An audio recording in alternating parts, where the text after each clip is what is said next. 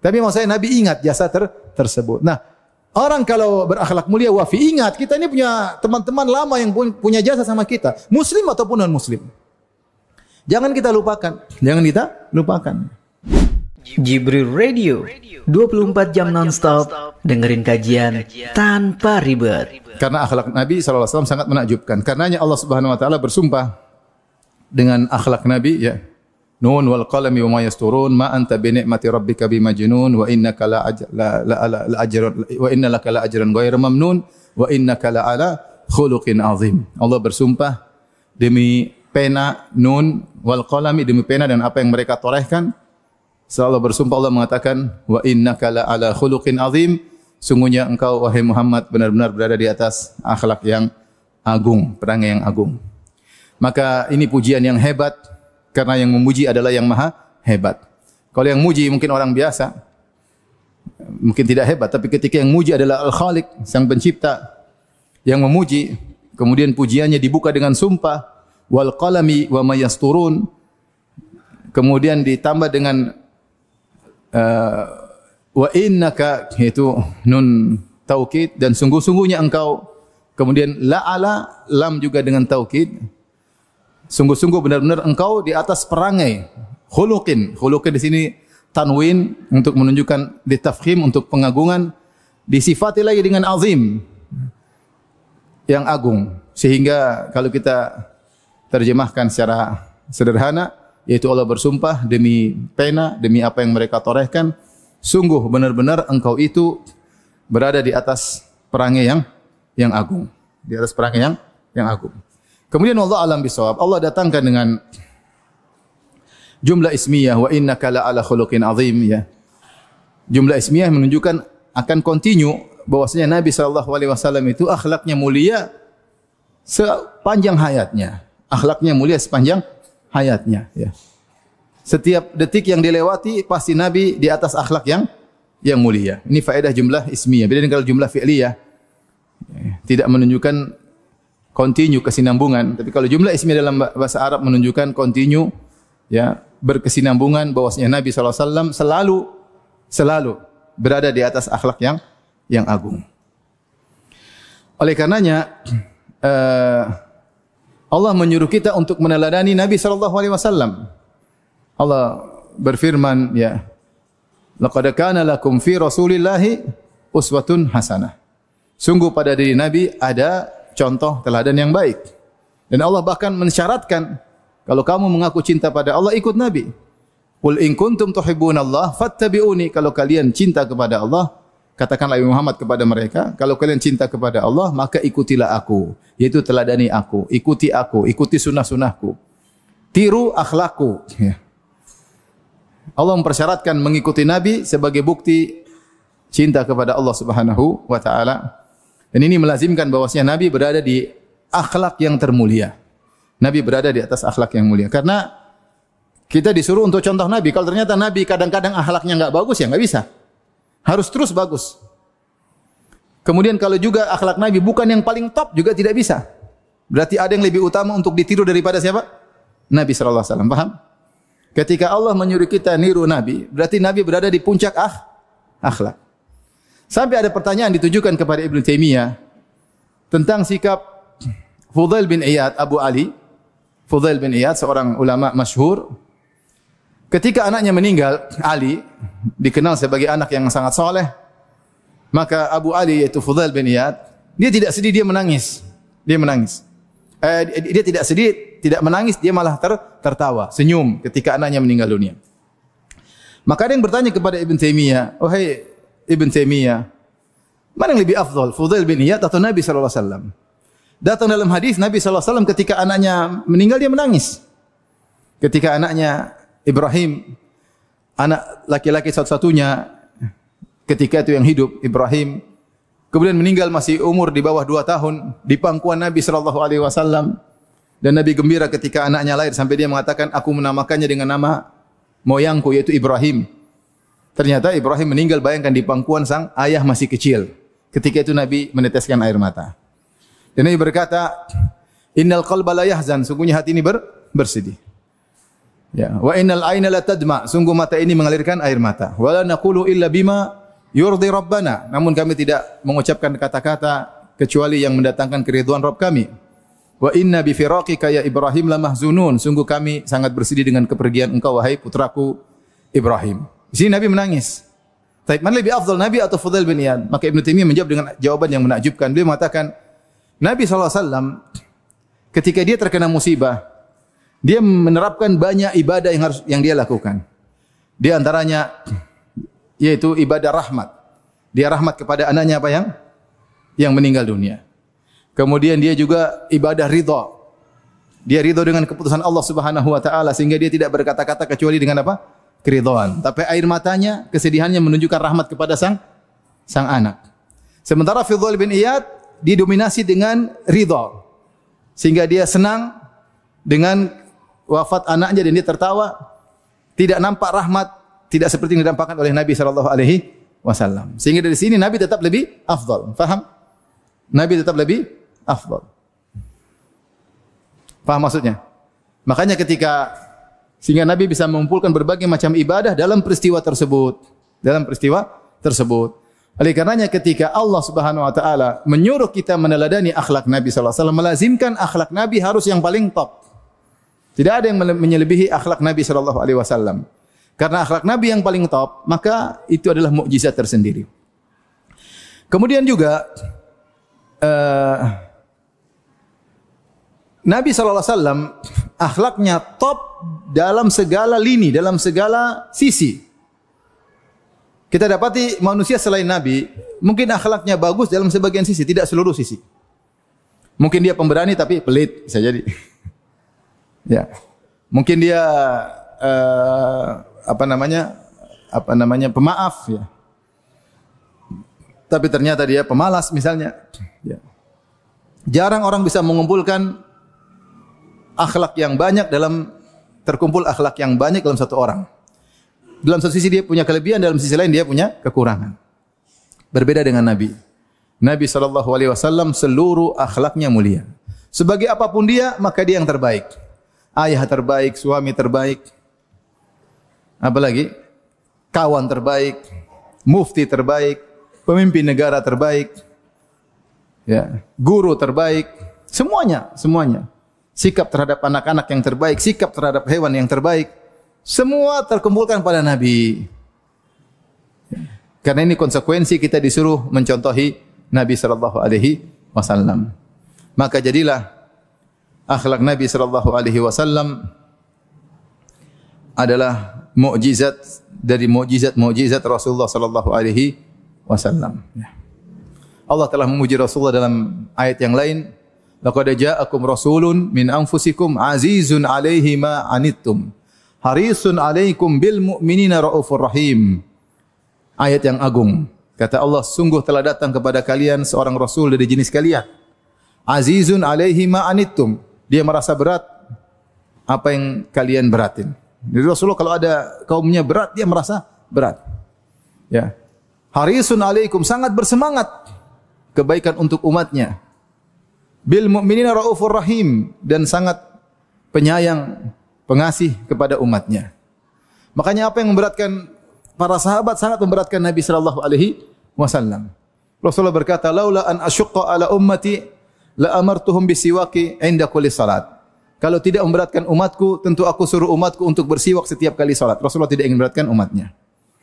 Ketika Rasulullah SAW di bulan Ramadan cuma tarawih berjamaah 3 kali. Sisanya dia salat di rumah. Para sahabat hari berikutnya nunggu Nabi kok enggak keluar-keluar. Hari keempat atau hari kelima, Nabi enggak keluar-keluar. Mereka ingin diimami oleh Nabi. Kata Nabi, saya tahu keberadaan kalian, tapi saya tidak keluar. Saya takut kalau saya salat terus nanti diwajibkan oleh Allah, karena syariat yang menentukan Allah, bukan Muhammad sallallahu alaihi wasallam. Kalau sudah diwajibkan, kalian akan kesulitan. Rasulullah tidak ingin menyulitkan apa? Umatnya. Rasulullah SAW kalau umatnya berat, dia tidak ingin umatnya berat. Makanya apapun yang terbaik yang Nabi ketahui, Nabi pasti kasih tahu kepada umatnya. Ma ba'atsallahu min nabiyyin illa kana haqqan alaihi an yadulla ummatahu ala khairi ma ya'lamuhu lahum.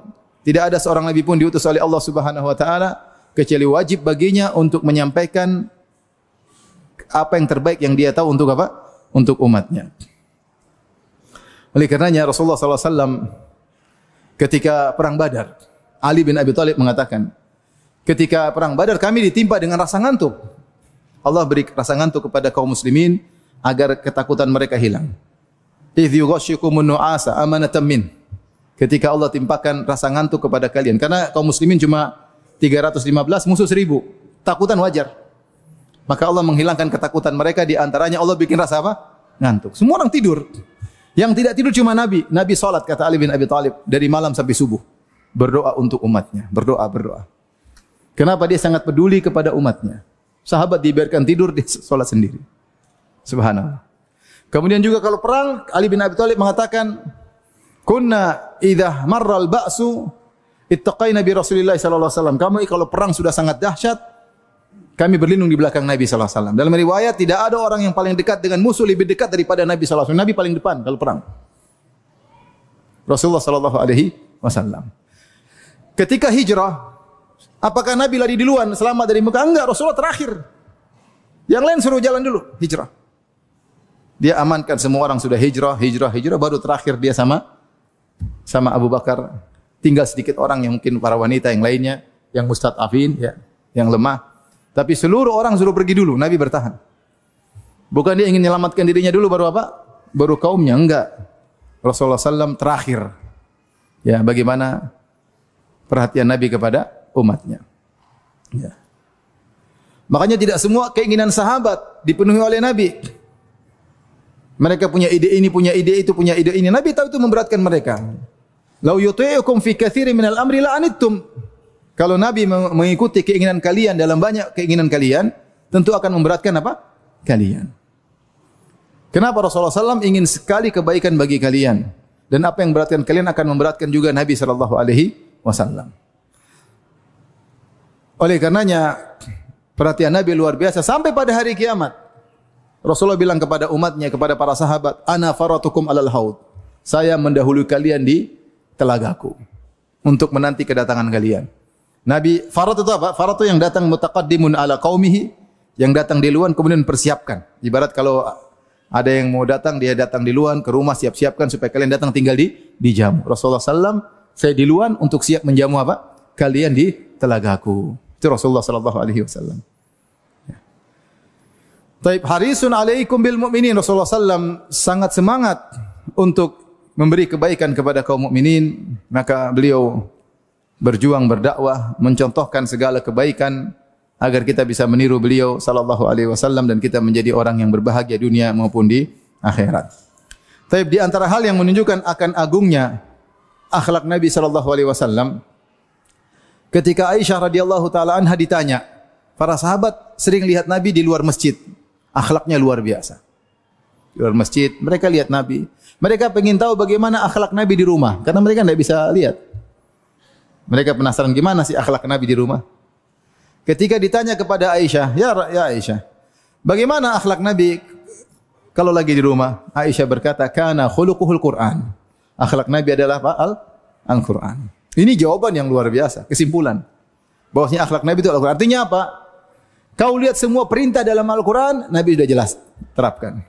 Kau lihat seluruh larangan dalam Al-Quran, Nabi sudah meninggalkan. Seluruh ayat dalam Al-Quran, suruh ini, suruh itu, suruh ini, suruh ini, Nabi semua kerjakan. Karena akhlak Nabi adalah Al-Quran. Kemudian Aisyah berkata, kana fi mihnati ahlihi. Rasulullah kalau di rumah juga membantu istrinya. Ya, dia menjahit bajunya, dia memperbaiki tali sendalnya. Ya, yakhsifuna alahu wa yahlabu syatahu, dia juga memerah susu dari kambingnya. Sebagaimana kalian kalau lagi di rumah. Bukan berarti dia seorang nabi kemudian duduk di kursi kerajaan kemudian semuanya tinggal di lain. Enggak, Rasulullah SAW sebagaimana kalian juga di rumah, ya, membantu istrinya. Dan ini menunjukkan bagaimana akhlak Nabi yang sangat luar biasa di luar rumah maupun dalam apa? Dalam rumah. Karena sebagian orang kalau di luar rumah, Masya Allah, akhlaknya mulia. Dalam rumah, oh luar biasa, amit-amit ya. Oleh karenanya, ini muqaddimah yang ingin saya sampaikan bahwasanya akhlak Nabi adalah mukjizat tersendiri. Karenanya di antara sebab utama Islam tersebar di alam semesta ini karena akhlak pengikutnya. Ketika kaum muslimin benar-benar mencontohi Rasulullah SAW dalam akhlaknya, maka orang-orang non-muslim pun tertarik. Ini kok bisa begini akhlak mereka? Apa yang mereka pelajari? Kenapa mereka bisa berakhlak mulia seperti ini? Ketika mereka tahu ternyata ini Islam, maka mereka mau masuk apa? Islam. Di antara sebab utama Islam tersebar di alam semesta, di antaranya karena akhlak Nabi SAW.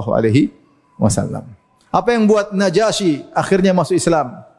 Bukankah ketika Ja'far bin Abi Talib disuruh ditanya oleh Najasyi, siapa gerangan Nabi kalian? Maka Najasyi bercerita, kami dulu begini, zaman jahiliyah begini. Kemudian datang seorang Nabi yang menyuruh kami untuk begini, akhlak mulia, sederetan akhlak mulia. Membuat Najasyi pun jatuh cinta kepada Nabi meskipun dia belum melihat Nabi SAW. Dan akhirnya dia masuk apa? Islam. Taib. Nah sekarang ikhwan dan akhwat yang dirahmati Allah Subhanahu Wa Taala, kita ingin membahas muqtatafat, cuma cuplikan-cuplikan dari akhlak Nabi. Ini akhlak Nabi sangat luas, sangat banyak, dalilnya sangat banyak. Namun butuh waktu yang panjang ya untuk bisa menjelaskan akhlak Nabi SAW tersebut. Kita hanya mengambil cuplikan-cuplikan untuk menunjukkan agungnya akhlak Nabi SAW. Namun sebelum kita menyebutkan cuplikan-cuplikan tersebut, saya ingin kita semua berniat ya untuk bisa berakhlak mulia. Sepakat atau tidak? Jangan sampai cuma ikut kajian, oh Nabi begitu ya, oh gitu ya, cuma gitu doang ya. Enggak, saya ingin kita berniat. Karena siapapun kita, akhlak kita enggak ada yang sempurna. Kita masih suka pemarah, kurang sabar, masih pelit, masih banyak hal, masih malas, banyak hal. Sama istri kurang perhatian, sama anak kurang perhatian, sama istri-istri kurang perhatian. Kita ini jauh ya, makanya saya pembicara maupun antum mendengar, kita sama-sama belajar. Kita niatkan untuk berakhlak mulia. Karena kajian kita ini bukan sekedar wawasan saja, kita ingin meniru meskipun tidak bakalan sempurna seperti Nabi, mustahil. Tapi kita menuju apa yang diajarkan oleh Rasulullah SAW. Kenapa demikian, ikhwan dan akhwat yang dirahmati Allah Subhanahu Wa Taala? Karena akhlak adalah agama. Akhlak adalah din, agama yang harus kita jalankan. Akhlak adalah sebab utama di antara sebab utama untuk masuk surga. Akhlak pahalanya sangat besar. Jangan disangka agama cuma puasa, cuma salat, cuma zikir, baca Quran. Enggak, akhlak ini juga agama yang sangat agung. Oleh karenanya Rasulullah SAW pernah bersabda, "Aktsaru ma yudkhilul jannah at-taqwa husnul khuluq." Yang paling banyak aktsaru ma yudkhilun nas al-jannata, yang paling banyak memasukkan manusia dalam surga, taqwallah wa husnul khuluq. Bertakwa kepada Allah dan akhlak yang mulia. Bayangkan Nabi mengatakan yang paling banyak memasukkan orang dalam surga bertakwa kepada Allah. Yang kedua tadi apa? Akhlak yang mulia. Rasulullah SAW pernah bersabda, "Ma min syai'in athqalu fi mizanil mu'min yaumal qiyamah min husnil khuluq." Tidak ada suatu amalan yang paling berat ditimbang pada hari kiamat di mizan seperti husnul khuluq. Yang paling berat kalau ditaruh daun timbangan memberatkan, artinya kualitas ibadahnya luar biasa, adalah ibadah akhlak mulia. Ibadah akhlak mulia. Saya ingin menekankan, ketika kita berakhlak mulia, ya, argo pahala jalan luar biasa, cepat. Seperti sabar, husnuzan kepada Allah, ya. Kemudian tidak pelit, banyak akhlak mulia. Ini pahalanya luar biasa. Sampai Nabi mengatakan, tidak ada amalan yang paling berat pada hari kiamat ditimbang lebih berat daripada akhlak mulia. Maka akhlak mulia ini ibadah yang agung. Ya. Sampai Nabi SAW mengatakan, "Innar rajula la yudriku bi husni khuluqihi darajat as-sawamil qawwam." Darajat as-sawamil qawwam. Sungguh seorang dengan akhlaknya yang mulia mencapai derajat orang yang senantiasa puasa sunnah dan senantiasa salat malam. Dia mungkin tidak salat malam, mungkin dia tidak puasa sunnah. Tapi karena akhlaknya mulia, maka dia mencapai derajat orang yang senantiasa salat malam dan senantiasa puasa sunnah. Bagaimana kalau dia gabungkan keduanya sebagaimana Nabi SAW? Ibadah luar biasa, akhlak luar biasa. Tapi akhlak sendiri adalah ibadah yang agung. dengan seorang berderajat akhlak mulia, maka dia bisa mencapai derajat yang senantiasa salat malam dan senantiasa puasa sunnah. Rasulullah SAW yang bersabda, akmalul mu'minina imanan ahsanuhum khuluqa. Kaum mukminin yang paling sempurna imannya siapa? Yang paling baik akhlaknya. Rasulullah mengkaitkan akhlak dengan iman. Kata Nabi, kaum mukminin yang paling sempurna imannya adalah yang paling baik apa? Akhlaknya. Maka jangan sepelekan akhlak. Nabi yang bersabda, aqrabukum minni majlisan yaumal qiyamah ahasinukum akhlaqa. Orang yang paling dekat majelisnya denganku pada hari kiamat. Maksudnya surganya tinggi. Dekat dengan surganya Nabi sallallahu alaihi wasallam. Siapa? Ahsanukum khuluqa. Yang paling baik akhlaknya di antara kalian. Kurang apa lagi? Dalil tentang keutamaan apa? Akhlak. Paling berat di timbangan, paling sempurna iman, paling dekat majelisnya dengan Nabi sallallahu alaihi wasallam, ya. Mencapai derajat orang senantiasa puasa sunnah dan senantiasa salat malam. Ini memotivasi kita untuk berusaha berakhlak mulia.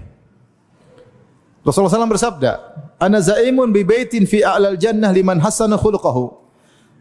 Aku menjamin istana di atas surga. Aku menjamin istana di atas surga bagi orang yang memperindah akhlaknya. Bagi orang memperindah akhlaknya. Ini motivasi dari Nabi. Agar seorang berusaha. Siapa yang berusaha dan berhasil mencapai akhlak yang mulia, Rasulullah jamin istana di atas surga. Artinya tadinya misalnya dia pemarah, kemudian dia lawan jadi penyabar. Dikasih istana di surga. Kata Rasulullah SAW, "Wa man yatasabbar yusabbirhullah." Siapa yang berusaha melatih diri untuk bersabar, Allah akan buat dia bersabar. Bisa. Tadinya pemarah jadi penyabar, bisa. Pahalanya apa? Istana di surga. Dia mungkin enggak mampu bangun masjid, enggak punya duit. Tapi dia mampu berusaha melawan akhlak buruknya menjadi akhlak mulia. Rasulullah jamin istana di bagian atas surga. Dia tadinya pelit, kemudian dia paksa dirinya. Mengeluarkan duit tadi kayaknya hatinya teriris-iris kalau mau donasi. Tapi dia ngelawan, teriris cuekin aja, ngelawan. Lama-lama ketagihan bersedekah, kecanduan bersedekah. Uang banyak bingung ini mau diapain nih? Saya punya kawan-kawan yang begitu. Ini Ustaz, uang ini kemana? Ada enggak? Bingung. Sebagian orang bingung cari uang, dia uang kebanyakan mau dikemanain. Ketagihan, suka bersedekah. Sampai ketagihan. Dari ketagihan pelit, jadi ketagihan apa? Bersedekah. Lihat orang tidak sabar dia untuk kasih. Ada orang sedikit, dia kasihan, kasih. Dengar berita yang menyedihkan, segera dia kasih. Ketagihan. Kalau dia sudah berubah dari pelit menjadi dermawan, Allah bangunkan baginya istana di surga. Kata Nabi SAW, "Innamal hilmu bitahallum." Sungguhnya sifat al-hilm. Hilm itu apa? Hilm itu mampu untuk membalas, tapi dia tidak balas. Di antara para nabi yang disebut dengan sifat halim adalah Ibrahim. Halim. Ibrahim alaihissalam luar biasa. Allah contohkan bagaimana dalam Al-Quran, ya. Halim, ya. Kaumnya ingin membakar dia. Sudah diikat, dilempar di api, dia tidak bilang ya Allah binasakan mereka, enggak. Santai aja Ibrahim alaihissalam. Santai. Kalau ada yang maki-maki dia, disebutkan dalam buku tafsir, dia mengatakan Allah yahdik, semoga Allah kasih hidayah kepadamu. Dia tidak balas. Hilm, dia mampu balas tapi dia enggak mau. Kalau dia angkat tangan minta sama Allah binasakan mereka, kira-kira mereka binasa enggak? Binasa. Dia Khalilur Rahman, kekasih Allah, tapi tidak. La halimun awwahun munib. Sungguhnya Ibrahim adalah seorang yang sangat halim. Sampai ketika istrinya Sarah cemburu kepada Hajar. Cemburu karena Hajar punya anak, Sarah belum. Sampai ingin dilukai Hajar. Ibrahim sabar, tidak ngomel sama Sarah. Tidak bilang, Sarah kamu nih gimana? Katanya istri soleha. Masa cemburu sama madu? Kamu ngaji yang benar? Enggak. Itu kalau kita. Ibrahim tidak, dia santai, dia jalani, dia sabar, dia bawa istrinya Hajar, udahlah mau diapain. Halim. Kalau ada orang muda untuk eksekusi kemarahannya, namun dia tahan diri, dia melatih sampai dia akhirnya tidak suka seperti itu, maka Allah bangunkan bagi dia istana di surga. Ada orang tadinya sombong, angkuh, mentang-mentang duitnya banyak, mentang-mentang backingannya banyak, mentang-mentang. Terus dia baca tentang hadis Nabi tentang tawadhu. maka dia pun tawadhu. Allah bangunkan bagi dia istana di atas surga. Jadi maksud saya, kita ini belajar ini, kita sadar bahwasanya kekurangan kita banyak dalam akhlak. Akhlak sama istri masih belum beres. Akhlak sama suami masih belum beres. Akhlak sama anak-anak masih belum beres, sama kawan, sama partner, sama tetangga masih kurang. Akhlak sama orang tua, sama kakak adik masih belum. Maka kita belajar tentang akhlak dengan niat untuk memperbaiki diri, bukan sekedar wawasan. Saya tidak mau kita ngaji cuma untuk apa? Wawasan. Tapi kita berusaha sedikit demi sedikit. Kita rubah akhlak kita sedikit. Pasti akhlak kita pasti kurang. Pasti. Ya. Dan kalau orang sudah berakhlak mulia, pasti Allah kasih bahagia. Pasti dibuat bahagia oleh Allah Subhanahu wa taala. Dan jangan lupa berdoa kepada Allah Subhanahu wa taala. Ya. Agar kita bisa punya akhlak yang mulia. Nabi saja yang sudah dipuji oleh Allah tetap berdoa. Beliau berdoa, Allahumma ahsanta khalqi fa ahsin khuluqi. Ya Allah, sebagaimana kau telah indahkan keindahan luarku, maka indahkanlah batinku, yaitu akhlak. Akhlak. Makanya disebut fisik adalah jamal zahir, jamal keindahan di luar. Adapun akhlak adalah jamal batin, keindahan dalam. Rasulullah SAW pernah berdoa, Allahumma inna a'udzubika min munkaratil akhlaqi wal a'mali wal ahwa'i wal adwa. Hafal doa tersebut. Ya Allah, aku berlindung kepada Engkau dari akhlak-akhlak yang mungkar, dari amal-amal yang mungkar, dari hawa nafsu yang mungkar, dan dari penyakit-penyakit yang mungkar. Rasulullah SAW juga berdoa, Allahumma antal maliku la ilaha illa anta. Anta rabbi wa ana abduk. Ya. Kemudian Nabi mengakui dosanya. Fa'taraftu bi dzambi faghfir li dzunuba jami'an innahu la yaghfiru dzunuba illa ant. Kemudian Rasulullah berdoa, wahdini li ahsanil akhlaqi. Ya Allah, tunjukkanlah aku kepada akhlak yang terbaik. La yahdi li ahsaniha illa ant. Tidak ada yang bisa menunjukkan kepada akhlak yang terbaik kecuali Engkau. Di sini menunjukkan orang tidak ujub. Kalau dia bisa akhlak baik, siapa yang tunjukkan? Allah. Nabi mengatakan, ya Allah, tidak tunjukkanlah kepadaku akhlak yang terbaik. Tidak ada yang bisa membimbingku kepada akhlak yang terbaik kecuali Engkau. Artinya tidak ada yang bisa menghilangkan kesombonganku kecuali Engkau. Tidak ada yang bisa menghilangkan rasa pelitku kecuali Engkau. Tidak ada yang bisa menghilangkan hawaku sering marah, emosional, temperamental kecuali Allah Subhanahu wa taala. La yahdis li ahsaniha illa ant wasrif anni sayyi'aha. Jauhkanlah aku dari akhlak yang buruk. La yasrifu anni sayyi'ah illa ant. Tidak ada yang bisa memalingkan aku dari akhlak yang buruk kecuali Engkau. Antum hafal doa ini, berdoa dalam sujud antum, doa antum. Kalau bisa ajarkan anak-anak juga berdoa dengan doa tersebut. Antum juga doain anak-anak, doain istri agar mereka berakhlak yang mulia. Karena akhlak adalah agama. Pahalanya besar. Sebab utama masuk surga. Terkadang kita terpedaya. Ini masih mukadimah ya. Masih ada waktu kan? Masih banyak. Subuh masih lama kan subuh. Terkadang kita terpedaya. Makanya para ulama mengatakan bahwasanya akhlak adalah jamal batin, keindahan batin. Kadang kita merasa akhlak mulia, atau kadang kita merasa ada orang akhlaknya mulia. Namun kita melihat secara zahir ternyata batinnya tidak. Batinnya tidak. Maka para ulama mengatakan akhlak sesungguhnya akan terlihat dalam beberapa kondisi. Karena dia adalah keindahan batin.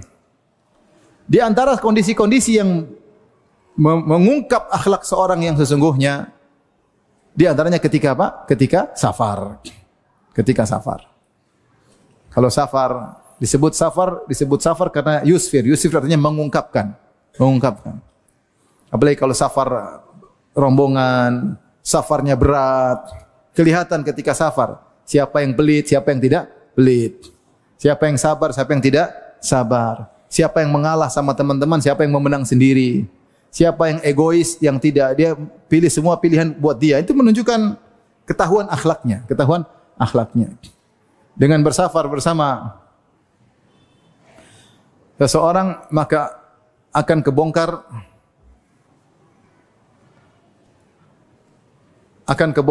akhlaknya. Ya, ketahuan ya. Maunya menang sendiri, tidak mau diatur. Ya. Maka subhanallah saya diceritakan tentang sebagian ulama benar-benar akhlak mereka luar biasa ya.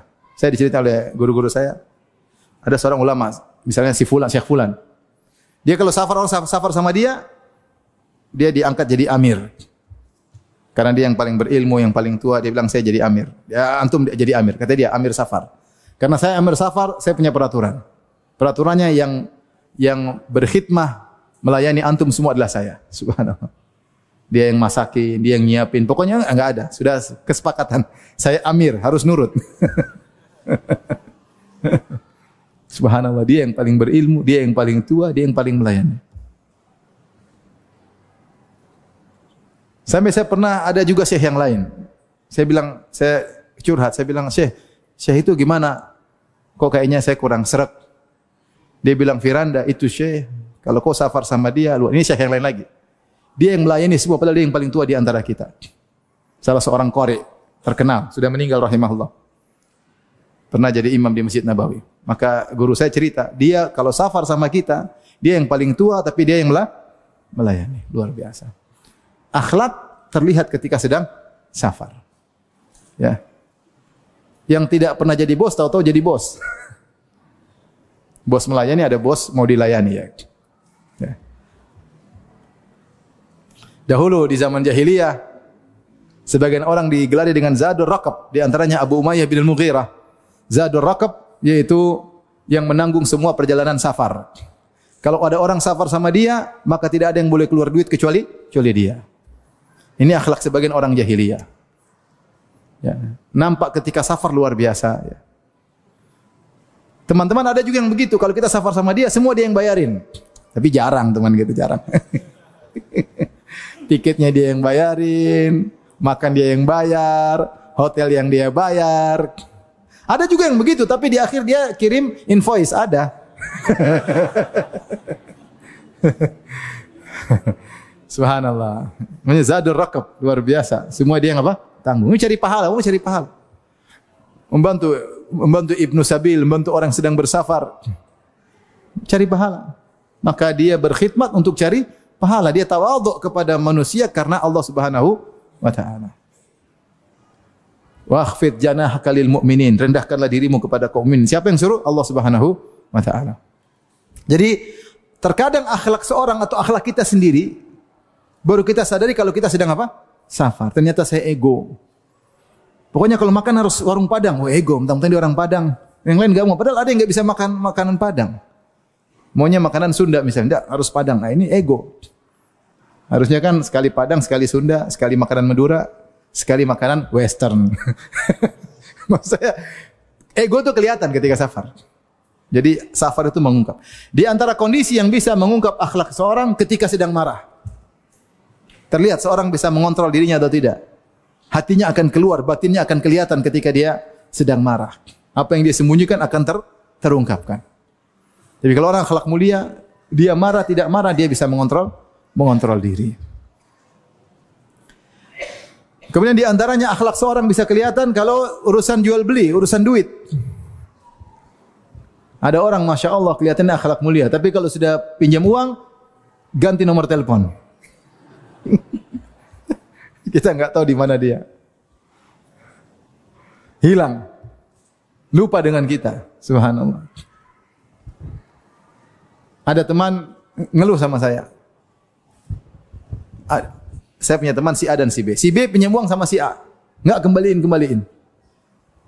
Akhirnya satu saat si A nagih. B, utang jangan lupa. Si B marah sama si A. Ini A cerita sama saya. Akhirnya si B marah sampai si A yang minjemin duit, ya enggak? Si B yang minjem utang. Ketika A nagih, si B marah-marah. Dia bilang, "Kamu nih gimana kok nagih sekarang? Minggu lalu saya punya duit, kau enggak nagih." Subhanallah. Nah, kamu itu kalau punya enggak usah ditagih, bayar langsung. Ini diomelin teman saya. Ini gimana Ustaz? Ya udahlah, begitulah manusia, ya sabar. Ada manusia begitu, ada. Banyak ya. Ditagih malah kita jadi ngemis, ya enggak? Ngemis sama dia, tolong saya dong bayar utangmu, tolong jadi ngemis. Ya, pengemis siapa ini? Dia lupa dulu ketika dia enggak punya uang sama sekali kita bantu. Ketika semua orang meninggalkan dia kita bantu, dia malah sekarang menghinakan kita. Enggak punya akhlak. Ada juga kalau dijual beli tamak, ada. Udah jadi apa namanya? Kerjasama, partner, kelihatan tamak sekali. Tamak luar biasa. Pokoknya keuntungan mau kalau bisa 99,99% buat dia. Tamak kelihatan. Tidak mengalah, akhlak kelihatan. Ini duniawi benar, tamak. Kapan ketahuan? Ketika muamalah apa? Duit. Muamalah duit. Kemudian di antara kondisi akhlak seorang ketahuan kapan? Ketika di hadapan orang lemah. Di hadapan orang yang lemah. Ada orang Masya Allah murah senyum. Kalau ketemu orang kaya doang. Kalau ketemu orang miskin, ketus wajahnya. Ketus wajah. Ini akhlak duniawi, bukan karena Allah Subhanahu wa ta'ala. Sebagian kita seperti itu. Kalau sama pembantu ketus, sama supir ketus. Ngomong tanpa ceplas-ceplos, ngomong seenaknya. Kamu itu ginilah apa maki-maki. Tidak ada, itu juga manusia. Itu saudara kita beriman. Dan Nabi SAW ketika mau meninggal dunia mengatakan as-salatu was-salatu wa ma malakat aimanukum. Perhatikan salat, perhatikan budak-budak kalian. Budak itu apa? Strata manusia terendah di zaman tersebut. Lebih rendah daripada supir pembantu. Pembantu supir bukan budak. Budak diperjualbelikan. Itu pun Nabi suruh perhatian sama mereka karena di balik perhatian terhadap orang lemah dapat pahala. Sebagian kita akhlaknya terbongkar ketika di hadapan orang lemah, di hadapan pembantu, di hadapan supir. Demikian juga di hadapan istri. Digampar, dipukul KDRT, dihina, direndahkan, omong sembarangan, menyakiti hati istri tanpa miskinah perempuan ini. Dia dimaki-maki, direndahkan, dia mau lapor sama orang tuanya, dia malu. Dulu ini laki-laki yang saya kejar-kejar. Coba bayangkan ada seperempuan kejar laki-laki, pacaran. Terus mau nikah, bapaknya larang, jangan nikah sama laki-laki itu. Jangan, nanti begini nanti. Enggak, saya cinta sama, akhirnya nikah. Ketika nikah ternyata suaminya kurang ajar. Dia enggak mungkin lapor sama bapaknya, dia malu. Akhirnya dia dimaki-maki sama suaminya, dizalimi sama suaminya. Kelihatan akhlak suaminya. Tapi kalau suaminya ketemu teman-temannya, Masya Allah, wajah berseri-seri. Apalagi ketemu dengan istri temannya, lebih berseri-seri lagi. Sama istrinya sendiri, Allahu Akbar. Kalau angkat telepon, yang telepon temannya, Masya Allah, kaifa haluk akhi, iya akhi. Sama istrinya ngomel-ngomel. Jadi nampak akhlaknya ketika di hadapan orang lemah. Nah, kita ingin tahu, kadang kita merasa kita akhlak mulia, ternyata, kita ternyata enggak. Buktinya sama pembantu semena-mena, sama sopir semena-mena, seakan-akan dia bukan manusia. Sebagian orang bilang, Ustaz, itu saya sama teman. Ketika kerja sama dia, saya tidak sangka. Ketika kerja, status menjadi rendah langsung. Dihabisi sama dia. Ada yang sebaliknya. Ketika kerja, Masya Allah, ternyata dia akhlaknya baik. Kelihatan. Oleh karenanya, ikhwan dan akhwat yang rahmatillah subhanahu wa ta'ala, kita di sini berkumpul untuk belajar tentang apa? Akhlak. Selesai muqaddimah. Sekarang kita masuk pada intinya. Atau sudah habis waktu ya? Baik, kita akan cerita, saya katakan tadi muqtatafat, sekedar cuplikan-cuplikan akhlak Nabi yang luar biasa. Saya mau cerita saja tentang satu akhlak Nabi, adalah tentang al-wafa. Rasulullah adalah orang yang setia, tidak lupa dengan kebaikan orang.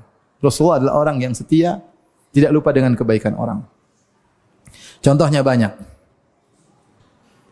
Di antara contohnya Rasulullah SAW sangat wafi, sangat setia, tidak lupa dengan kebaikan orang adalah bagaimana wafaknya Nabi, kesetiaannya terhadap istrinya Khadijah radhiyallahu taala anha. Rasulullah benar-benar meskipun istrinya sudah meninggal dunia, dia selalu mengingat kebaikan apa? Istrinya radhiyallahu taala anha. Farubbama dzabaha syatan, kata Aisyah menceritakan, terkadang Nabi menyembelih kambing, Rasulullah mengatakan arsilu ila sadaiki Khadijah. Tolong bagi-bagi itu kambing kepada teman-temannya Khadijah. Subhanallah. Istrinya sudah meninggal. Suruh bagi-bagi ke teman-teman istrinya. Dia memuliakan istrinya dengan memuliakan apa? Teman-teman istrinya. Rasulullah sallallahu alaihi wasallam. Ya. Sampai dia sering menyebutkan tentang kebaikan Khadijah. Sampai Aisyah cemburu. Kata Aisyah, Khadijah, Khadijah melulu. Seakan-akan tidak ada wanita di dunia selain Khadijah. Aisyah ada kecemburuan dengan istri yang lain, tapi yang paling dia cemburu adalah istri Nabi yang sudah meninggal dunia. Siapa? Khadijah. Karena Rasulullah sering cerita, kalau sudah cerita Khadijah pasti menyebutkan kebaikan Khadijah. Asna 'alaiha, puji Khadijah. Sampai Aisyah cemburu, dia cerita, Aisyah cerita sama kita. Rasulullah, Khadijah, Khadijah melulu, seakan-akan tidak ada wanita selain Khadijah. Sudah meninggal dunia. Hamra'us Shidqain, sudah mulai ompong ketika dia meninggal, sudah tua. Khadijah ketika meninggal usianya 65, sudah mulai ada giginya yang tanggal, sudah tua. Nah, qad abdalakallahu khairan minha, kata Aisyah, sudah diganti dengan yang lebih baik. Aisyah bilang, sudah diganti dengan yang lebih baik. Kata Nabi, la khairan minha, tidak ada yang lebih baik daripada Khadijah. Subhanallah. Nabi bela, Nabi tidak bilang, iya, kau lebih baik. Enggak, Nabi bela Khadijah, tidak ada. Inni qad ruziktu hubbaha, aku telah dianugerahi Allah bisa mencintainya. Cinta Khadijah itu nikmat, kata Nabi sallallahu alaihi wasallam. Subhanallah. Rasulullah sebutkan, kenapa saya begini, ada uzur. Amanat bi idz kafara bi nas. Dia beriman kepadaku ketika semua orang kafir kepadaku, dia beriman. Fawasatni bima bi nafsiha wa maliha, dia yang berkorban dengan raganya dan hartanya, dia berikan seluruh hartanya untuk saya untuk dakwah. Ketika idharamainin nas, ketika orang tidak ada yang kasih duit, tidak ada yang kasih harta, Khadijah kasih hartanya seluruhnya untuk saya berdakwah. Dia telah memberikan anak-anak kepadaku. Rasulullah tetap bantah Aisyah. Subhanallah. Tapi di antara kisah menarik ya, tentang ketika perang Badar, Rasulullah SAW kan secara singkat, Rasulullah SAW ketika diangkat menjadi Nabi, beliau punya anak perempuan 4. 3 menikah, 1 belum. Yang paling tua Zainab. Zainab binti Muhammad SAW, suaminya Abul As ibn Rabi'. Abul As ibn Rabi'. Kemudian yang kedua Ruqayyah, yang ketiga Ummu Kulsum. Yang keempat Fatimah. Fatimah masih kecil. Ya. Entah sudah lahir atau belum, ya. Tapi masih belum nikah. Yang nikah sudah berapa? 3 orang. Taib. Maka sebelum Nabi diangkat memproklamirkan dirinya menjadi Nabi, putri-putrinya sudah menikah. Zainab dengan Abul As, Ruqayyah menikah dengan putranya Abu Lahab. Ummu Kulsum juga menikah dengan putranya Abu Lahab. Maka ketika Nabi mulai berdakwah, orang-orang Quraisy kemudian pingin ganggu keluarga Nabi. Jadi bukan cuma Nabi yang diganggu, keluarganya. Kata mereka, sibukkan Muhammad dengan putri-putrinya agar dia tidak berdakwah, biar ngurusin kesedihan putri-putrinya. Gimana caranya? Ceraikan putri-putrinya. Mereka datang kepada Abu As, mereka datang kepada putra-putranya Abu Lahab. Ceraikan putri-putri Muhammad, kalian minta wanita mana saja kami akan berikan. Subhanallah, tawaran menyenangkan. Apalagi istri lama ganti istri baru. Mau yang mana tinggal tunjuk.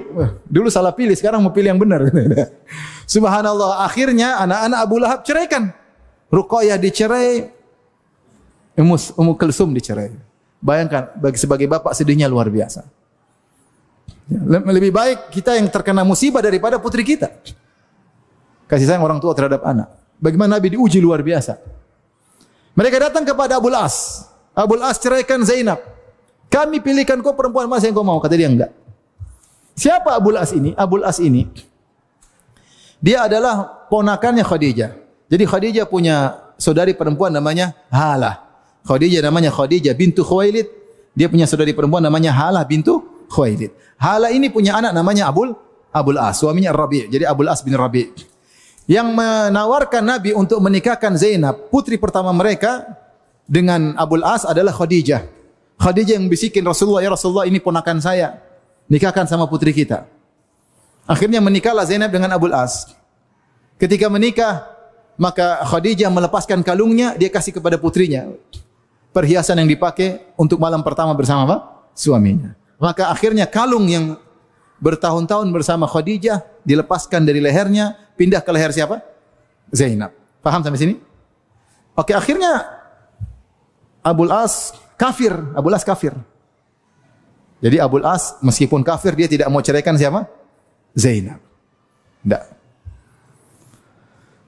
Akhirnya Rasulullah SAW hijrah. Abul As masih kafir. Kemudian akhirnya Ali bin Abi Thalib menikah dengan Fatimah. Entah saya lupa sebelum hijrah setelah hijrah. Pokoknya belakangan Ali menikah dengan apa? Fatimah.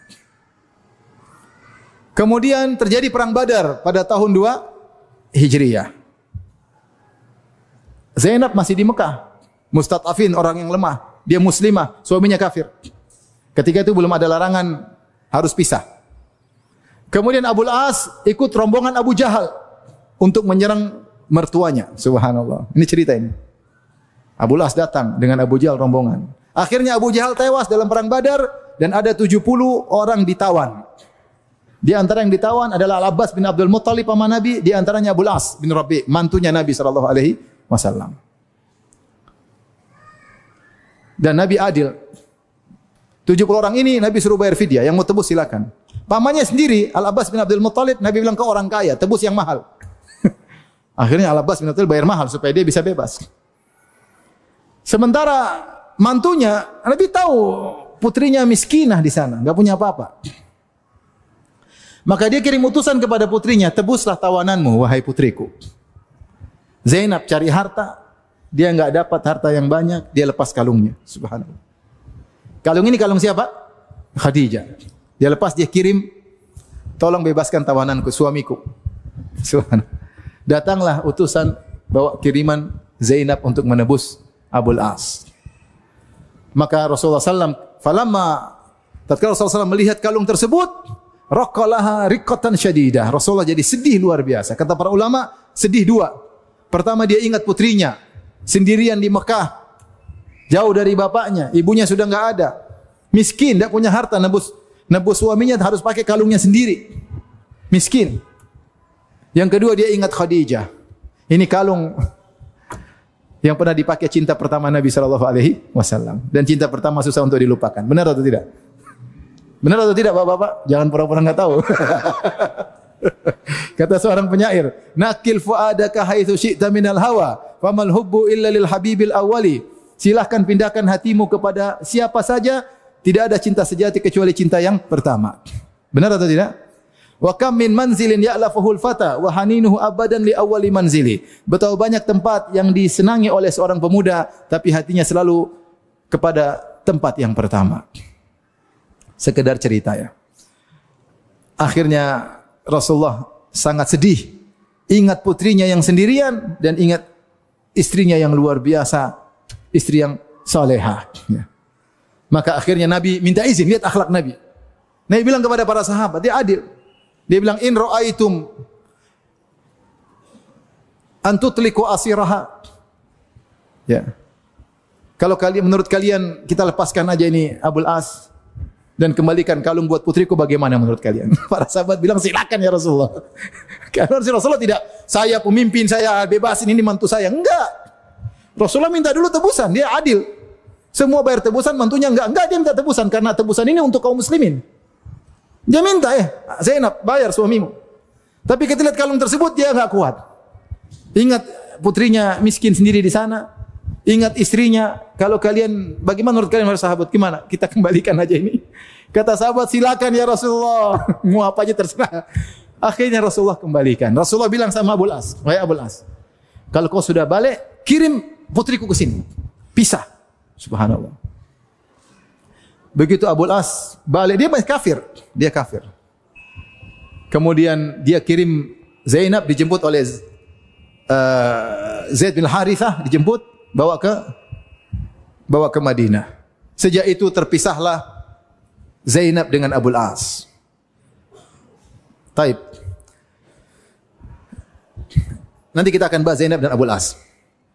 Jadi Nabi SAW kenapa ingat Khadijah? Karena Khadijah wanita salehah. Mengorbankan jiwa, hartanya untuk Nabi SAW. Menjadi pelipur lara bagi Nabi ketika Nabi pulang menghadapi segunung kesulitan, pulang ke rumah, ketemu air dingin yang menyegarkan hati. Sampai ketika Nabi SAW didatangi Jibril, Nabi ketakutan. Nabi berkata sampai gemetar bulu kuduknya. Nabi berkata, laqad khasyitu ala nafsi. Sungguh aku khawatir keburukan menimpa diriku. Apa kata Khadijah? Kalla fallahi abshir la yukhzikallahu abada. Sekali-sekali tidak wahai suamiku. Allah tidak akan menghinakan engkau selama-lamanya. Innaka la tasilur rahim. Engkau selalu menyambung silaturahmi.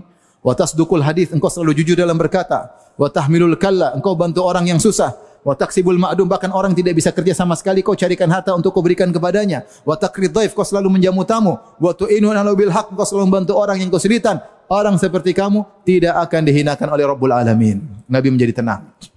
Bukan cuma itu, Khadijah langsung bawa Nabi menuju Waraqah. Wahai Waraqah, bagaimana suamiku ini? Waraqah kasih tenang. Sungguhnya yang datang kepadamu adalah Namus alladzi nazala ala Musa. Jibril yang pernah datang kepada Nabi Musa alaihissalam. Rasulullah tambah tenang lagi. Itu fungsi istri yang sesungguhnya. Bagaimana istri begini mau dilupakan? Bahkan Rasulullah SAW sudah menikah dengan perempuan 9, tidak lupa sama istrinya. Tidak seperti sebagian wanita zaman now, lupa dengan kebaikan suami. Saya beberapa hari lalu datang orang menangis kasihan. Dia bilang, Ustaz, ini Ustaz, saya qadarullah saya punya usaha, kemudian anak buah kena pinjol, kemudian hancur usaha saya, Ustaz. Adakah gini? Bicaralah. Saya bilang, dia bicara dengan semangat. Saya punya keahlian ini, Ustaz. Saya bilang, yang penting orang rumah tenang-tenang aja. Langsung nangis dia, mewek. Ternyata orang rumah bikin masalah.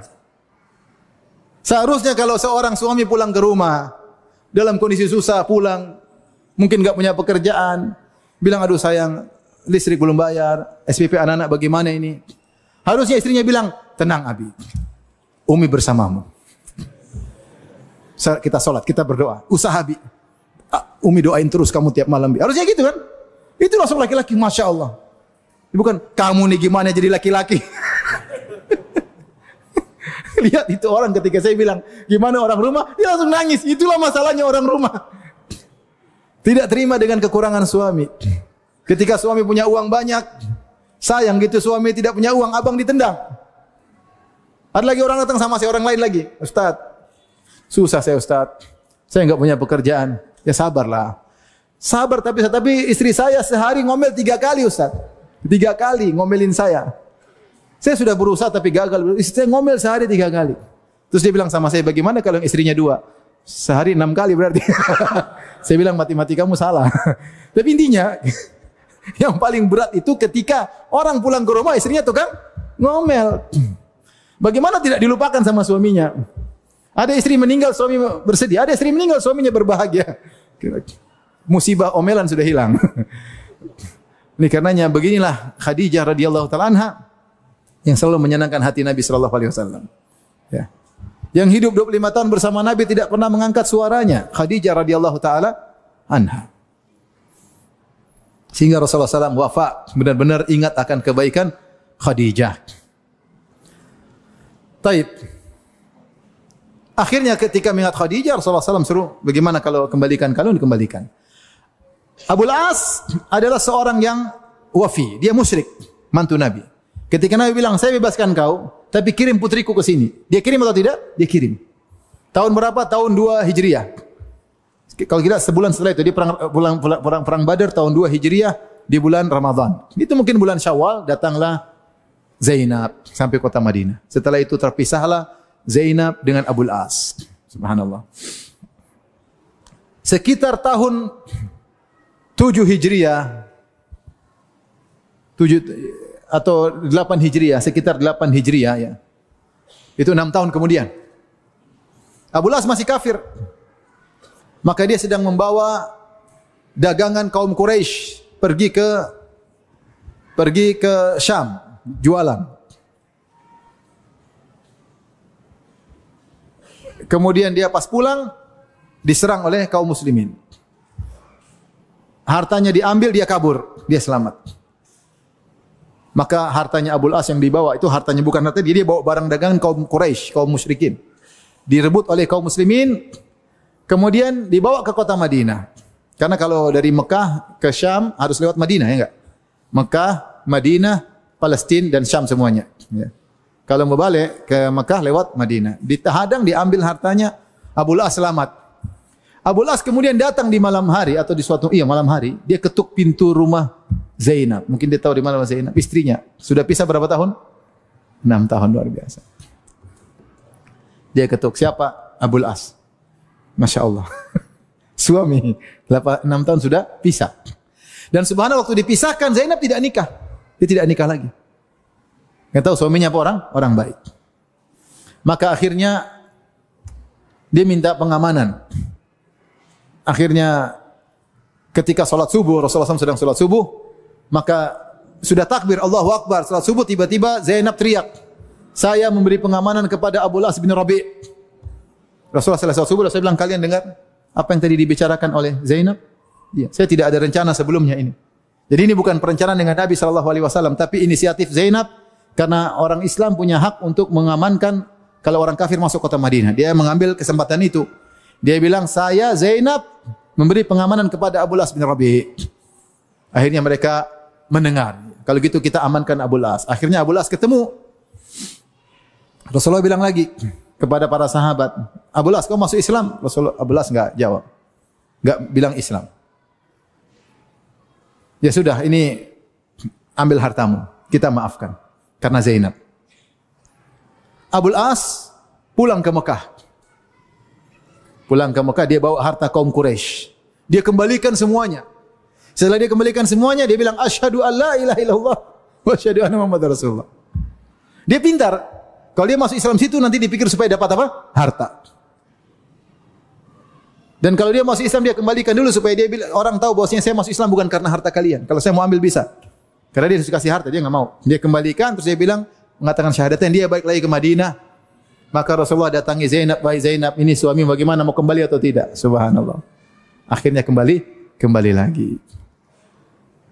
Akhirnya setelah 6 tahun berpisah, mereka berdua lagi. Kemudian tidak lama kemudian Zainab meninggal dunia.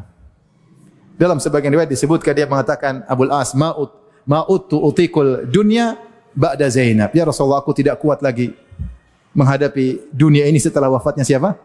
Zainab. Istri yang luar biasa. 6 tahun berpisah, tidak mikir laki-laki lain. Abu Al-As juga sangat cinta kepada Zainab. Akhirnya setelah 6 tahun berpisah, berkumpul lagi. Pernikahan Abu Al-As dengan Zainab ini yang punya anak namanya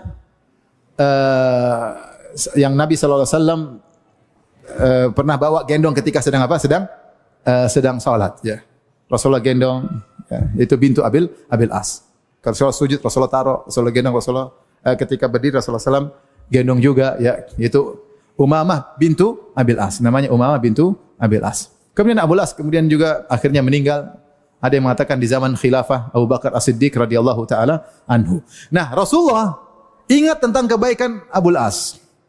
Ketika Ali bin Abi Thalib ingin menikah lagi setelah menikah dengan Fatimah, Ali radhiyallahu anhu ingin menikah dengan putrinya Abu Jahal, istri kedua.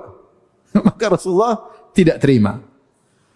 Rasulullah bilang, bagaimana menggabungkan antara putriku dengan putri musuh Allah? Enggak bisa. Kemudian Rasulullah memuji Abu Al-As. Kata Rasulullah, saya punya mantu atau punya seorang saudara. Haddatsani fasaddaqani. Dia ngomong sama saya dan dia jujur. Wa wa'adani wa wafa. Dan dia berjanji kepadaku dan dia menunaikan apa? Janjinya. Maksudnya dia muji siapa? Abu Al-As. Rasulullah menyindir Ali bin Abi Thalib. Akhirnya Ali bin Abi Thalib tidak jadi poligami. Setelah Fatimah meninggal baru kemudian dia poligami. Ini sekedar cerita bagaimana namanya al-wafa, kesetiaan. Maka seorang punya sikap setia, ya. Kalau pasangan lagi susah, ingat kebaikan-kebaikan masa lalu. Jangan dilupakan, ya. Jangan dilupakan. Perjuangan hidup bersama jangan pernah dilupakan. Kesalahan-kesalahan yang muncul belakangan, ini namanya manusia punya kesalahan. Jangan sampai seorang gara-gara satu kesalahan lupa dengan semua kebaikan masa lalu. Baik suami maupun istri, tidak boleh. Tapi di antara wafat Nabi SAW, bagaimana wafat Nabi terhadap orang-orang yang baik, pernah baik kepada beliau meskipun orang kafir. Di antaranya kepada namanya Mut'im bin Adi. Mut'im bin Adi. Ada seorang kafir namanya Mut'im bin Adi, dia salah seorang pembesar di kota Mekah, Quraisy. Dia punya jasa kepada Nabi 2 kali. Jasa pertama ketika Bani Hashim diboikot di Syi'ab Abi Thalib, diboikot 3 tahun, dari tahun ke-7 sampai tahun 10 kenabian ketika Nabi masih di Mekah, diboikot, kumpul semua di situ, tidak ada interaksi, tidak ada boleh jual beli, tidak ada boleh pernikahan, tidak boleh dibantu, sehingga banyak dari Bani Hashim yang meninggal, yang sakit, banyak menderita selama 3 tahun. Kemudian muncullah sebagian orang-orang kafir, ada 5 orang, waktu itu masih kafir semua. Mereka kasihan, mereka bilang enggak mungkin ini kerabat kita sama-sama Quraisy. Meskipun mereka Bani Hashim, kita sama-sama Quraisy. Karena Bani Quraisy itu banyak di bawahnya. Ibarat kalau Jawa itu Quraisy ada Jawa Barat, Jawa Timur, Jawa Pinggir, Jawa macam-macam. Jadi dia bilang kita sama-sama Quraisy. Akhirnya ada 5 orang, di antara 5 orang tersebut adalah Mut'im bin Adi. Akhirnya mereka berusaha, mereka bikin kesepakatan, akhirnya pemboikotan berhenti. Ini dalam kisah panjang dalam sirah Nabi. Di antara orang yang berjasa Mut'im bin Adi. Ini jasa pertama. Jasa kedua, Rasulullah sallallahu alaihi wasallam setelah itu berdakwah ke Taif. Sekitar tahun 10 Hijriah. Sulit setelah wafatnya Abu Talib dan wafatnya Khadijah, Rasulullah merasakan kesulitan luar biasa. Maka Rasulullah SAW mencoba mencari wacana baru dalam dakwah. Maka beliau pergi ke Taif dengan Zaid bin Harithah. Ternyata di sana dilemparin sampai berdarah Nabi SAW. Akhirnya dalam tanda kutip gagal. Rasulullah SAW pun balik. Ketika balik lagi masuk kota Mekah, orang-orang tahu Muhammad sudah keluar. Mereka tidak mau izinkan Muhammad masuk lagi di kota Mekah. Ternyata ada satu orang yang membela Nabi, Mut'im bin Adi. Dia bilang, saya jadi jaminan. Masuk. Orang Quraisy semua segan sama dia. Akhirnya Rasulullah bisa masuk lagi kota Mekah. Akhirnya Mut'im bin Adi meninggal. Belum sempat masuk Islam, meninggal dunia. Ketika perang Badar, ada 70 tawanan tersebut. Maka Rasulullah SAW berkata, "Lau kana Mut'im bin Adi hayyan, fakallamani fi haula'i natana, la atlaqtuhum lahu." Atau kama qala Nabi sallallahu alaihi wasallam. Kata Rasulullah SAW, seandainya Mut'im bin Adi masih hidup, terus dia bilang kepada saya, Muhammad, itu 70 orang bebaskan, saya akan bebaskan. Saya akan bebaskan, kata Nabi SAW. Karena begitu besar jasa Mut'im bin Adi meskipun orang kafir. Rasulullah tidak ingat, tidak melupakan jasa meskipun orang kafir. Di antara 5 orang yang membantu diberhentikannya pemboikotan, isolasinya Bani Hashim selama 3 tahun, selain Mut'im bin Adi ada namanya juga Abul Bakhtari. Abul Bakhtari. Ketika perang Badar, Abul Bakhtari masih hidup dan dia ikut perang. Maka Nabi berkata kepada para sahabat, kalau kalian bertemu Abul Bakhtari jangan bunuh. Dia punya jasa. Akhirnya para sahabat berperang dan akhirnya mereka mendapati Abul Bakhtari. Engkau Abul Bakhtari, kaum Ansar kalau enggak salah. Engkau Abul Bakhtari. Rasulullah SAW melarang kami untuk membunuhmu. Subhanallah. Kata Abul Bakhtari, terus temanku? Temanmu enggak, kau saja. Kata Abul Bakhtari, enggak. Kami berdua selamat atau kami kedua mati. Akhirnya dibunuh dua-duanya. Bagaimana setia kawan. Meskipun harus mampus sama-sama musyrik. Tapi maksud saya Nabi ingat jasa tersebut. Nah, orang kalau berakhlak mulia wafi, ingat kita ini punya teman-teman lama yang punya jasa sama kita. Muslim ataupun non-muslim. Jangan kita lupakan. Jangan kita lupakan. Saya punya kawan, punya orang khusus non-muslim. Dia pekerjakan khusus. Dia tanya saya boleh Ustaz? Boleh. Saya bilang tidak apa-apa. Kalau memang dia baik kerjanya boleh saja. Apalagi dia punya jasa. Iya, ini dulu orang bapak saya. Punya jasa terhadap apa? Bapak. Sehingga dia tetap berbuat baik kepada orang tersebut. Karena punya jasa terhadap apa? Bapak. Ya. Jadi, ini yang harus kita ingat. Kita ini, kalaupun sukses, kita punya teman-teman lama yang berjasa dalam hidup ini. Di antaranya istri kita. Di antaranya istri kita. Gak tahu ya, berjasa atau merusak, saya gak tahu. Tapi biasanya istri berjasa ya. Nah, jangan lupakan kebaikan istri. Sebagian orang sudah sukses, temannya dia enggak ingat lagi, enggak pernah di call, pura-pura enggak kenal, ketemu di jalan, pura-pura enggak lihat, cuma assalamualaikum, say hello. Padahal orang dulu punya jasa sama dia. Lupa. Sifat yang buruk. Bahkan di antara disebutkan kalau tidak salah Zahabi, di antara dosa besar adalah melupakan, tidak bersyukur kepada manusia, melupakan jasa orang. Maka seorang harus punya sifat al-wafa seperti Nabi sallallahu alaihi wasallam wafi. Tidak melupakan jasa siapapun. Makanya ketika Nabi disebutkan ketika beliau perang Hunain, tiba-tiba dia ketemu dengan Halimah Sa'diyah. Halimah Sa'diyah yang pernah menyusui Nabi waktu masih kecil. Maka Nabi disebut dalam riwayat dia hormati wanita tersebut, dia gelar tikar, kalau enggak salah saya lupa ya, gelar tikar. Kemudian orang tanya itu siapa itu? Itu ibu susuannya dulu. Rasulullah sallallahu alaihi wasallam masih ingat. Kemudian juga ditangkap kakak susuannya. Perempuan juga, kakak susuannya. Ketika ditangkap jadi budak, masih kafir, kakak susuannya berkata, bilang sama Nabi kalian, saya ini kakak susuannya. Kata Nabi, benar. Mau bebas atau mau masuk Islam terserah. Artinya Rasul tidak lupa itu semua. Maka jangan jadi orang yang buruk suka melupakan kebaikan orang lain. Ada kawan, dia punya teman dekat sekali. Tahu-tahu teman dekatnya menang pilkada jadi bupati atau wali kota. Dia cerita sama saya. Begitu terangkat terpilih jadi wali kota, dia sudah tidak ingat saya, Ustaz. Saya WA nggak dijawab, telepon nggak dijawab, subhanallah. Itu bertahun sampai 5 tahun, 10 tahun. Saya nggak tahu dia 1 periode, 2 periode. Kalau ketemu cuma assalamualaikum gitu aja, dicuekin. Begitu dia lengser, dia langsung WA saya, gimana akhi kabarnya? Manusia begitu. Antum jangan seperti itu. Kalau punya teman dulu, meskipun jasanya kecil, jangan pernah dilupakan. Bisa jadi jasa kecil tersebut salah satu batu yang buat kita sukses. Sebab, maka jangan dilupakan, jangan disepelekan. Kalau kita punya teman sudah meninggal, punya jasa, doain dia setiap kita berdoa. Salat malam doain dia. Ini orang punya jasa dulu, mungkin tidak bernilai sekarang dibanding, mungkin dia cuma bantu sekian, tapi di zaman itu nggak ada yang bantu kita. Kita ingat sama dia. Saya punya kawan, kontraktor besar ya. Jadi kalau dia pernah bilang sama saya, kalau project bisa sampai 1 triliun lebih. Dulu orang miskin, dulu bahkan kalau nggak salah dia jadi tukang, kemudian dia ngelas-las apa gitu, tukang kasar. Dia cerita dia pernah kerja, kemudian ada serbuk besi atau apa masuk ke matanya. Waktu dia masih miskin. Terus dia punya kawan, bantu dia, kawannya baru beli sepatu, sepatunya dijual untuk mengobati teman saya itu. Akhirnya sembuh. Saya bilang, Pak gimana sekarang? Oh, jadi orang besar sekarang jadi. Dia muliakan, dikasih gaji besar karena dulu pernah bantu dia ketika masih dia susah. Saya bilang, Bapak kenapa nggak telepon saya waktu itu? Insya Allah saya bantu.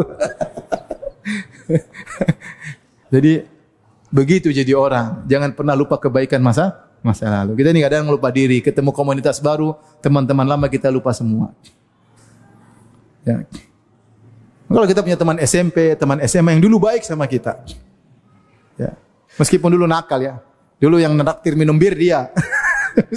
Ini kan sama jahil, sama nggak ngerti. Yang neraktir kalau bioskop gratisan dia yang bayar. Ini kan baik dulu. Baik dalam kejahilan. Karena nggak ngerti dulu orang menyangka ya ini boleh-boleh aja nonton bioskop apa segala. Ya. Jangan lupa. Kalau tidak call, kalau ada bisa kebaikan kasih. Jangan dilupakan. Jadilah Anda orang yang wafi, setia, tidak lupa kebaikan orang. Itu akhlak siapa? Nabi sallallahu alaihi wasallam. Baru 1 ya. Sudah ya? Nanti lanjut lagi ya? Hah? Sudahlah.